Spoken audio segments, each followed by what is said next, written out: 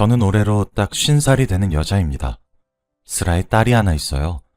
25년 전에 저보다 6살이 많은 남편과 만나 결혼을 하고 외동딸을 하나 낳았고, 결혼한 지 11년 차가 되고 딸이 10살이 되던 해 남편을 사별했습니다. 제가 태어나서 자란 동네에 저랑 동갑내기 여자인 친구가 있었어요. 그 아이와 저는 정말 절친한 사이였죠. 종종 걔네 집에 놀러 가곤 했었는데 그때마다 절친의 친오빠와 절친 오빠의 친구가 집에서 함께 놀고 그랬었거든요. 남편은 절친 오빠의 친구였습니다. 어렸을 적부터 자연스럽게 얼굴을 트면서 지내다가 제가 성년이 되면서 우리는 사랑에 빠지게 되었죠. 남편은 참 좋은 사람이었습니다. 그 시절에 드물게 가부장적이지도 않았고 애처가였죠. 딸이라고 하나 있는 것을 어찌나 그리 이뻐라 하는지, 정말 가족밖에 모르는 바보라고 해도 무방할 정도로 좋은 사람이었습니다. 딸은 자기 아빠를 어찌나 좋아하고 잘 따랐는지 몰라요. 아빠가 퇴근하고 집으로 돌아오면 주겠다고 그 좋아하는 간식도 반으로 잘라서 휴지에 감싸서 보관해뒀다가 아빠가 집에 돌아오면 입에 먹여주곤 했었죠. 그렇게 저희 가족은 참 평화로웠습니다. 당시 남편의 직업은 공무원이었어요. 그러던 어느 날 남편이 친구들과 함께 낚시를 가겠다며 놀러간 날이 있었습니다. 그날 남편은 물에 빠져 익사한 채 차갑게 식은 채로 저희 가족의 품으로 돌아왔어요. 처음엔 믿기지가 않더라고요. 불과 전날까지만 해도 매운탕에 넣을 물고기들을 꼭 잡아오겠다고 딸아이와 새끼손가락을 걸고 집을 나섰던 양반이 차갑게 식은 채로 돌아온다는 것이 말이죠. 그렇게 우리는 하루아침에 남편이자 아이의 아빠를 잃었습니다.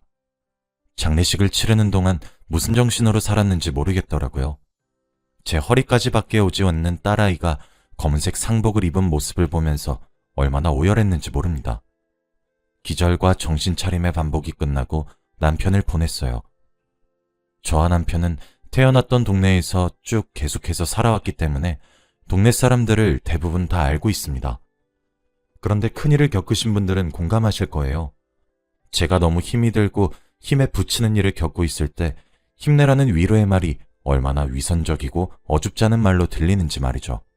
딸아이를 집에 혼자 둘 수 없어 함께 손을 잡고 장을 보러 나가는 그 짧은 사이에도 동네 사람들한테는 제가 이미 남편을 잃고 혼자 자식 키우는 과부가 되어 있어서 손가락질도 받았고 수군거림도 받았고 필요하지도 않았던 동정의 눈길도 받아야만 했습니다. 딸아이는 어떻고요? 하루는 울면서 집으로 돌아왔는데 우는 이유를 아무리 물어도 도통 말해주질 않더라고요. 왜 우냐고 엄하게 다그치니 말을 겨우 내뱉는데 학교에서 글쎄 아빠 없는 불쌍한 아이라고 손가락질을 당했다고 했습니다. 저는 곧바로 눈이 뒤집혀서 학교에 달려가 선생님께 화를 냈어요.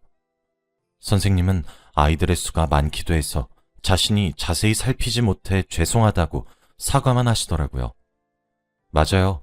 하나하나 살피지 못하는 것은 어찌 보면 당연한 일인걸요.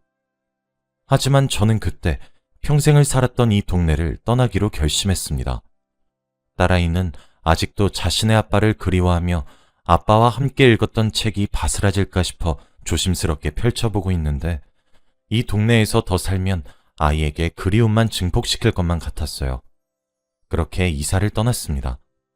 이사를 떠나면서 그 동네 사람들과 연락도 끊었습니다. 저희 부모님을 제외하고 말이죠. 제 예상이 맞아떨어졌고 아이는 한층 자신의 아빠와의 이별을 더 잘 받아들이게 되었어요. 그렇게 혼자 살게 된 지 3년이 되던 어느 여름날, 제가 살고 있는 동네에서 낯익은 실루엣이 보이더라고요. 그 사람은 앞에 말한 동네 절친의 오빠이자 제 남편과 친구인 사람이었습니다. 사실 친구네는 제가 성인이 되기도 전에 동네를 떠나고 소식이 끊겨 아무도 소식을 모르고 지냈었거든요. 그래서 그 오빠도 저희 남편과 제가 올린 결혼식에도 남편을 떠나보낸 장례식장에도 오지도 못했었어요. 우연히 만난 오빠가 반가워 제가 먼저 아는 체를 했어요. 못 본 사이에 오빠에게도 아이가 생겼더라고요. 제잘제잘 이야기를 하다 저희 집에 오빠를 초대해 밥을 같이 먹기로 했죠. 오빠에게 저는 언제 결혼까지 해서 애까지 낳았어? 오빠, 왜 날 초대 안 했던 거야? 하니 오빠는 그냥 뭐 그렇게 됐다 하며 말을 돌렸어요. 저는 희진이는 잘 살아? 정말 우연이다. 이렇게 오빠를 만날 줄이야. 나 정말 꿈에도 몰랐어. 라고 친구의 안부를 물었죠. 그러다 듣게 되었습니다. 친구는 그 사이 결혼도 했고 이혼도 했대요. 그리고 우울증을 견디지 못하고 스스로 목숨을 끊었다고 하더라고요. 저는 이야기를 듣고 할 말을 잃었어요. 오빠는 그런 절 보고 너도 결혼했니? 아이가 몇 살이야? 라고 묻더군요. 저는 제 남편이 사실 오빠의 친한 친구였던 사실과 몇 년 전 낚시를 하러 가겠다고 하다가 불의의 사고로 물에 빠져 먼저 죽었던 사실 등등을 털어놓았습니다. 오빠는 저보고 너도 참 고생이 많았겠구나 하며 저를 안아서 토닥토닥 등을 두드려 주더라고요. 이때까지 제게 고생이 많았겠다고 하며 위로를 건넨 사람들은 아주 많았지만 다 위선으로 느껴졌었는데 남편의 절친이자 제 절친의 오빠인 사람이 제게 건네는 위로는 그 누구의 위로보다 더 마음에 와닿았습니다. 그러면서 사는 얘기를 한참 주고받았어요. 오빠도 딸아이를 하나 키우고 있었는데 제 딸아이와 같은 나이라는 것도 알게 되었고 얘기를 하다가 오빠에게 아내가 없다는 사실을 알게 되었죠. 딸을 혼자 키우고 있고 아까 말을 돌렸기 때문에 저는 스스로 괜한 걸 물어봤네. 이혼을 했을 줄은 몰랐는데 하고 넘겼어요. 오랜만에 만난 반가운 사람이었습니다. 이야기를 하는데 시간이 가는 줄도 모르겠더라고요. 오빠의 집 주소를 들었는데 저희 집과 골목 하나 정도 떨어져 있는 수준으로 너무 가까이 있더라고요. 저는 딸아이와 집을 나서는 오빠를 붙잡고 보자기를 꺼내 이것저것 통에 담아서 질끈 싸주며 반찬들을 쥐어주었습니다. 괜찮다고 사양하는 오빠에게 딸아이 먹으라고 주는 거야. 오빠만 먹으라고 주는 게 아니라 같이 먹어. 알았지? 하며 우스갯소리를 던지기도 했죠. 오빠를 배웅하는데 오빠의 딸아이가 아줌마, 저 내일 또 와서 친구랑 놀아도 돼요? 라고 하더라고요. 저는 언제 그렇게 많이 친해졌니? 내일뿐만 아니라 언제든지 놀러오렴? 이라고 했습니다. 꼭 저와 희진이를 생각나게 하는 아이더군요. 예의 바르게 허리를 꾸벅 숙여 인사라고 떠나는 아이의 뒷모습이 어찌 그리 희진이랑 똑 닮았던지 정말 귀여웠습니다. 그때부터 본격적으로 왕래하기 시작했어요. 저는 남편의 몫에 연금을 타서 생활했기 때문에 집에서 아이를 보는 것이 여유로울 수 있었습니다. 아이가 학교를 가거나 하는 그런 남는 시간은 소일거리를 하기도 하면서요. 오빠는 매일 나가 돈을 벌어야 해서 아이를 혼자 두더라고요. 어차피 우리 딸아이도 좋아하니까 같이 지내게 하는 게 어떻겠냐 하는 제 말에 오빠도 그러자 했어요. 우리 딸아이도 오빠를 삼촌이라 부르며 잘 따르고 오빠네 딸아이도 제게 이모라고 부르며 잘 따랐거든요. 그렇게 10년의 시간이 흘렀습니다. 제게 또 다른 딸이 되어준 아이와 제 딸은 어느새 24살 어엿한 숙녀가 되어 대학교를 졸업하고 취업에 성공했어요. 두 딸은 어렸을 때부터 그렇게 서로 좋아 죽고 못 살더니 대학교도 같은 곳으로 진학해서 함께 지내더라고요. 정말 쌍둥이 반쪽처럼 말이에요. 둘을 보고 있으면 세상을 등지고 떠났다던 희진이가 참 많이 생각났습니다. 그러던 작년 겨울날이었어요. 그날따라 몸이 으슬으슬 춥고 떨리고 열도 나고 그러더라고요. 딸아이가 출근을 하면서도 제 걱정을 많이 했지만 괜찮다, 약을 먹으면 금방 괜찮아질 거다 하며 억지로 출근을 시켜줬습니다. 급하게 해열제도 복용하고 따뜻하게 몸을 데우면서 한숨 자야지 하고 깜빡 잠들었죠. 근데 눈을 떠보니 익숙한 제 방 천장이 아닌 새하얀 병원의 천장이 절 반기고 있더라고요. 꿈뻑꿈뻑 눈을 뜨며 상황을 판단하고 있는데 옆에 오빠가 앉아 있었습니다. 오빠를 부르니 이제 일어났어? 라고 하더라고요. 오빠에게 자초지종을 들으니 제가 고열에 시달리다가 집에서 그만 정신을 잃었다고 했습니다. 제 딸은 출근을 하면서 오빠에게 삼촌, 나중에 퇴근하고 저희 집 좀 가줘요. 엄마가 아파서 걱정이 돼서요. 오늘 퇴근이 늦을 것 같아서 라고 연락을 했다고 합니다. 마침 오빠는 그날 일찍 퇴근을 해서 저희 집을 왔는데 아무리 초인종을 누르고 문을 쿵쿵 두드리면서 제 이름을 불러도 인기척이 없자 딸아이에게 비밀번호를 물어서 누른 뒤에 들어와 보니 방에 제가 이불을 덮고 쓰러져 있었다고 하더라고요. 그 길로 병원으로 실려왔고 그 이후로 오빠가 제 옆을 지켰던 거였습니다. 병원에서는 몸이 너무 허약해졌고 검사도 이것저것 받아봐야 한다고 이틀 정도 입원을 권유했어요. 그 사이 오빠네 딸도 제 병문안을 왔더라고요. 제 딸아이가 오빠와 함께 제가 먹을 거리를 사러 갔고 오빠네 딸아이가 옆에서 제 말동무를 해줬는데 제게 그러더군요. 이모야, 이제 이모가 내 엄마도 같이 해주면 안 되나? 라고 말이에요. 처음엔 그 말에 너무 놀라서 마시던 물을 뿜었어요. 캣캣거리면서 뭐라는 거야 너? 하니까 아니 내가 우리 아빠를 좀 아는데 우리 아빠 아무리 봐도 이모야 엄청 좋아한다. 둘이 사랑하는 거 아니었나? 그냥 이모야 말고 내 엄마 해주면 안 돼? 라며 귀엽게 웃더라고요. 제가 어이없다는 듯이 뭘 보고 그렇게 느꼈어? 말도 안 되는 소리 하고 있어 정말 콩할 만한 게 하며 장난스럽게 머리를 쥐어박았죠. 그랬더니 아니야. 아니 우리 아빠 그렇게 횡설수설하고 소리 지르는 모습 내가 진짜 처음 봤다니까? 나 회사에서 아빠 전화 듣고 얼마나 놀랬는지 알아? 그니까 회사 마치자마자 부랴부랴 이모야 얼굴 보러 왔지. 난 진짜 이모야 뭐 깔딱깔딱 숨이라도 넘어가는 줄 알았다. 아까 간호사 언니한테 이모야 병실 어딘지 물어보면서 들었는데 아빠가 응급실에서 빨리 이모야 눈 뜨게 만들라고 난동도 피웠대. 내가 아팠을 때나 그러지. 우리 아빠가 어디 가서 그렇게 큰 소리 치면서 난동 피울 사람이야? 평소에도 말 몇 마디 하지도 않는데. 진짜 내가 보기엔 우리 아빠 이모야 좋아한대도? 이모야는 우리 아빠 어떤데? 그냥 둘이 결혼하면 안 돼? 라고 했습니다. 일단 그 자리에서는 쓸데없는 소리 할 건 빨리 가.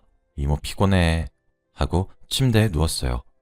그런데 오빠네 딸아이의 말이 믿기지 않더라고요. 오빠는 뼛속까지 경상도 남자라서 무뚝뚝하고 그래요. 평소에 말도 없고 점잖아요. 큰 소리도 잘 안 내요. 그런 사람이 제가 쓰러졌다고 큰 소리를 냈다니 어디 믿겨야 말이죠. 그러다 저는 진짜 잠에 빠져들었습니다. 선잠에 빠졌던 터라 소리가 들리긴 했었는데 아이들을 내보내는 오빠의 목소리도 들리더라고요. 아이들을 보내고 난 뒤 오빠가 제 머리를 살살 쓰다듬으면서 아프지 좀 마라. 아휴. 어렸을 때부터 몸에 힘도 없어가지고 비실비실 거리더니 아직도 이렇게 아프면 어떡해? 라고 혼잣말을 하더라고요. 그래서 제가 물어봤어요. 오빠에게 말이에요. 비몽사몽한 채로 오빠 나 좋아해? 남의 머리를 왜 이렇게 쓰다듬고 그래? 누가 보고 오해하면 어쩌려고? 라고 웅얼웅얼 거렸습니다. 그랬더니 글쎄 오빠가 제게 그러더군요. 누가 오해하면 어쩌긴 어째. 그게 오해가 아니게 만들면 되지. 넌 날 그렇게 오래 봐왔는데도 그렇게 날 모르냐? 라고요. 순간 눈이 번쩍 뜨였고 잠기운이 다 달아났죠. 멍하니 오빠를 올려다보고 있으니 오빠가 제게 말했어요. 그냥 날도 이젠 많이 춥고 네 몸도 너무 약하고 그렇잖아. 그래서 말인데 그냥 우리 같이 살자. 라고 말이에요.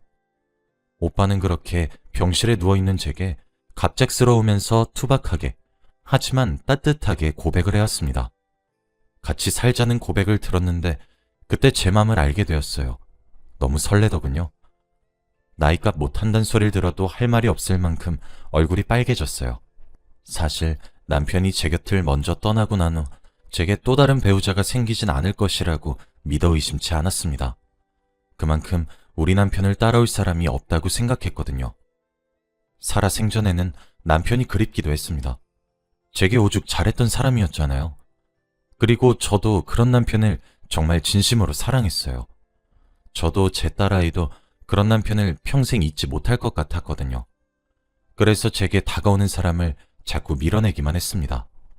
제게 다가오는 사람을 받아주는 행동은 마치 제가 남편을 배신하는 것처럼 느껴졌거든요.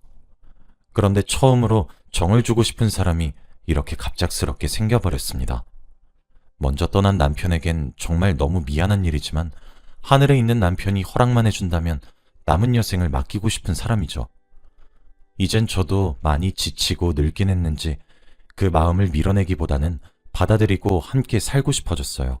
서로 의지하면서 말이죠. 그래서 제가 제 마음을 눈치채지 못하고 있었던 거였습니다. 남편을 생각하는 마음이 제 진심을 가리고 있었던 거죠. 이 정도의 마음이었구나 하고 깨닫게 되기까지 참 오랜 시간이 걸렸을 텐데 그 시간을 꾹 참고 기다려준 오빠에게도 참 고맙고 그 용기를 칭찬해주고 싶어요. 저는 미소를 환하게 지으며 고개를 끄덕였고 퇴원 후 오빠와 살림을 합치기로 했습니다. 걱정했는데 두 딸아이는 웃으면서 이럴 줄 알았어 하며 축하해 주더라고요. 이미 제게 또 다른 딸이었지만 진짜 딸이 2명이 되었어요. 살림을 합치고 혼인신고를 한 이후 오빠와 함께 죽은 남편의 묘지로 함께 찾아갔습니다. 남편에게 제 입으로 말해주고 싶었거든요. 이 오빠를 사랑하게 되었다고 말이에요. 그래서 미안하다고, 하지만 축하해달라고 말이죠. 우리 정말 오랜 세월 만에 보는 건데 이렇게 보게 돼서 미안하다. 축하해줘라. 내가 이 사람 눈에 눈물 한 방울 안 흘리게 하겠다는 약속 하나는 꼭 지킬게. 라고 말을 하더군요. 그렇게 사별한 남편에게 오빠를 보여주고 돌아오는 길에 오빠가 얘기했습니다. 사실 말하고 싶은 이야기가 하나 있어. 사실 우리 딸은 내 친딸이 아니야. 우리 희진이 딸이야. 원래 우리가 그 동네 떠나게 되면서 희진이가 사고쳐서 결혼을 했어. 그런데 결혼하고 난 뒤 남편이 계속 여자 만나고 그렇게 방탕하게 살아가지고 희진이가 이혼했거든? 근데 사람들이 손가락질도 하고 동네 창피하게 만들지 말라 하고 그랬었나 봐. 그래서 이제 잘못된 선택을 하게 된 거지. 그래놓고 나쁜 기집애가 자기 딸내미 나한테 맡기겠다고 유서에 적어놨더라고. 그래서 그날부터 내 호적에 올렸고 내 딸이 된 거야. 난 초은이야, 재혼이 아니라. 저번에 당신이 나한테 물었던 게 생각이 나서.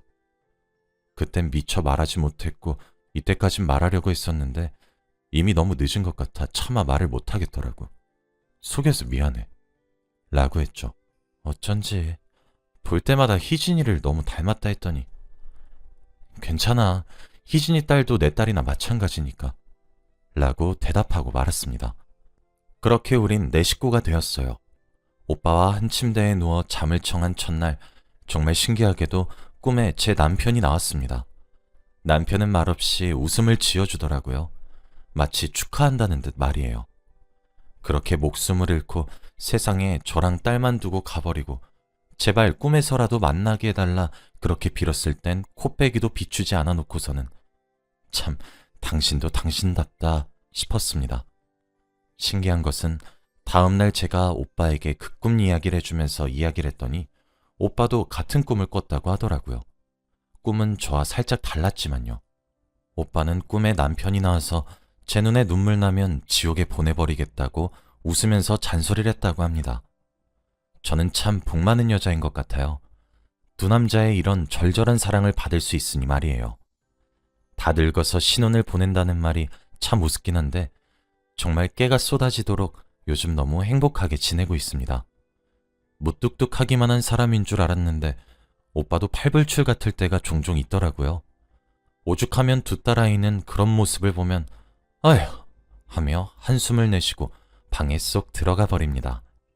자식들 보는 앞에서 민망할 때가 종종 있어요. 그래도 지금은 너무 행복하네요. 제 사연은 여기까지입니다. 들어주셔서 감사합니다.